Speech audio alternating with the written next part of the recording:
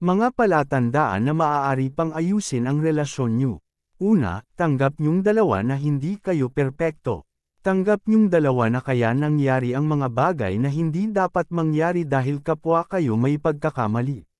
Walang sisihang nangyayari sa inyong dalawa dahil mas nakatuon ang pansin nyo sa kung ano ang dapat gawin upang huwag tuluyang masira ang inyong pagsasama. Pangalawa, nag-e-enjoy pa rin kayong kasama ang isa't isa.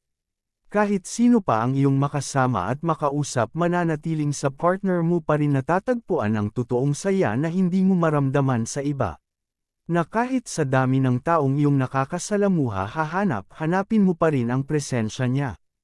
Pangatlo, may respeto pa rin kayo sa bawat isa. Kahit gaano pa kayo kagalit sa isa't isa, naroon pa rin ang respeto na hindi nyo pinagsasalitaan ng hindi maganda ang partner nyo. Pang-apat, hindi nyo kinakalimutan ang masayang samahan. Kung gusto nyo pang maayos ang inyong pagsasama, pawang masasayang alaala ang inyong binabalik-balikan. Yung mga panahong kung kailan wala pang lamat ang inyong pagsasama at gusto mong binabalik-balikan ang mga araw na yun. Panglima, kung may tiwala ka pa sa partner mo. Hindi magtatagumpay ang pagsasama kung walang tiwala sa isa't isa ang mag-partner. Kaya kung may tiwala ka pa sa partner mo kahit na nakagawa siya ng hindi maganda sa'yo, may pag-asa pang mabuo uli kayo.